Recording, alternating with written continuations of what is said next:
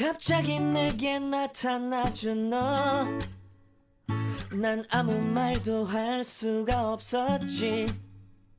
첫눈에 반한다는. Monsters! Annyeonghaseyo, 여러분! Welcome back to my YouTube channel. And for today's video, ako ay gagawa ng Kwek-Kwek.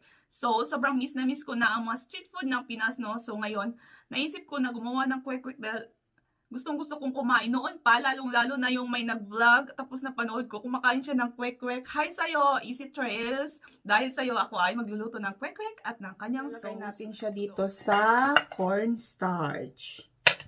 So, haluin lang natin. Shake para magkaroon ng cornstarch. Pwede rin sa plastic nyo siya ihaluin. So, ayan. So, ayan na. And then, dito, meron tayong cornstarch. So, lalagyan lang natin ito ng asin. Ito, 1 teaspoon ng salt. Ayan, asin. And then, maglalagay tayo ng itong pepper, ground pepper. So, haluin lang natin muna, no? Haluin natin. And then, lalagyan natin ng 1 cup na tubig. So, ayan na. Tapos, haluin lang natin. So, habang hinahalo natin to, ayan. Nahalo ko na siya ng mabuti, no? Lalagyan natin ng food coloring. So, since wala akong anato powder or ng atsuete, lalagyan ko siya ng ito, food coloring. So, patakan lang natin. Ayan. Yellow food coloring yung gamit ko. So, ayan na.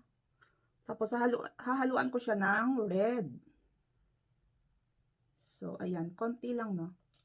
Ito yung ginagawa ko dito sa Korea kasi wala akong anato powder.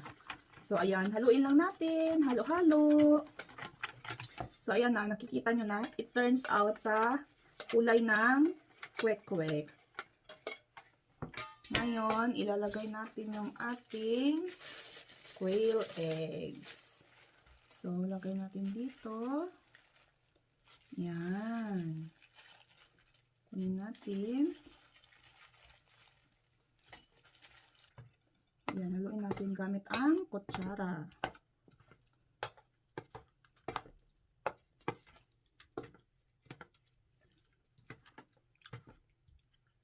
Yan. Kumakain din ito ang mga anak ko, no? Lalo na yung babae ko. Kasi mahilig yun sa itlog. Pag pinabayaan mo siya, nakakaubo siya ng 2 itlog, 3 itlog. Yung nilagang itlog. So, ayan na.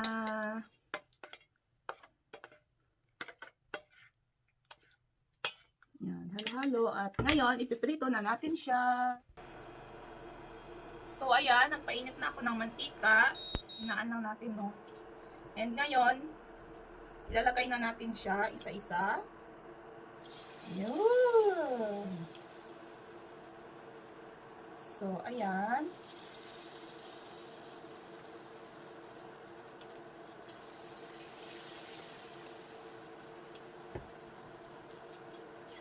Yan.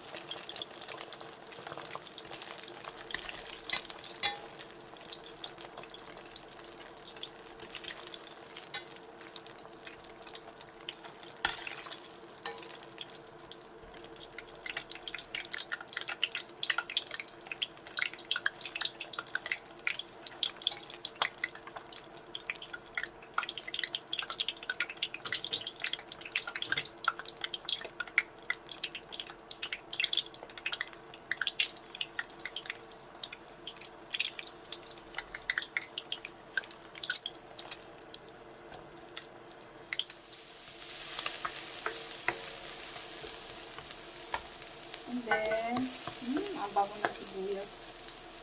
Igigisa natin ang bawang.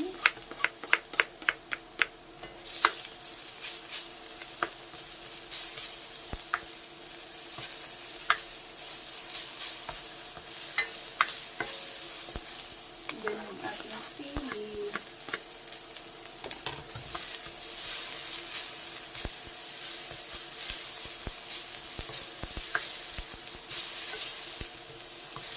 Tapos, ilalagay natin ang tubig. Ayan na.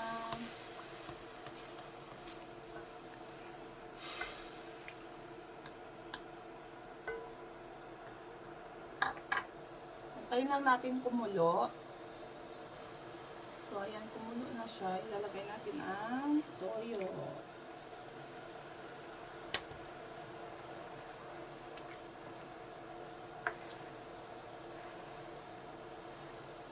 And then, yung ating asukal.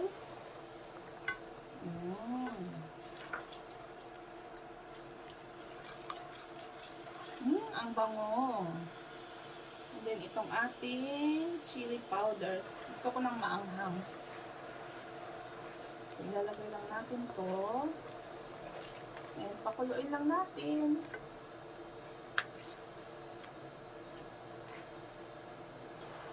And then, ilalagay natin ang cornstarch.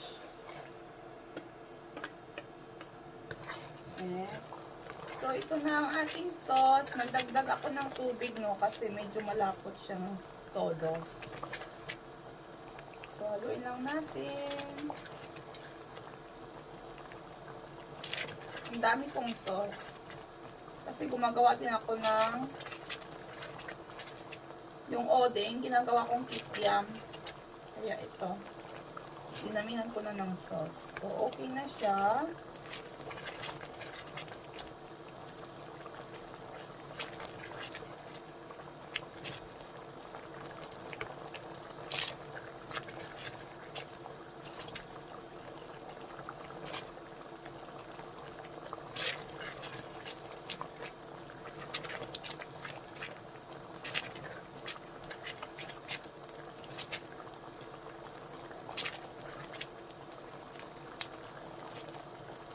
So, ayan na. So, ayan na ang ating kwek-kwek at ang kanyang sauce. So, ayan na.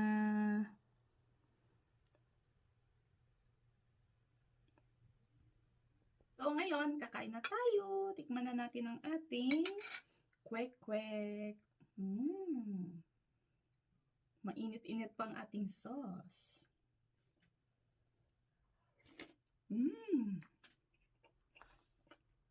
Yummy. Maanghang. Sarap ng sauce. Ang sarap yung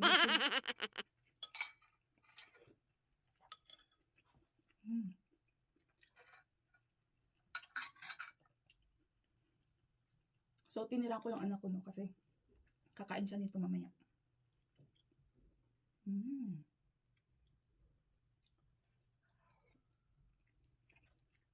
Yummy. Perfect ang kulay. Perfect ang lasa ng sauce.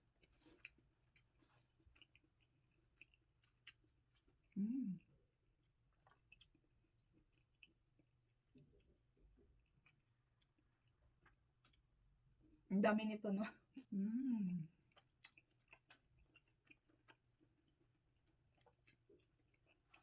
Ang sarap nito pag may gulaman.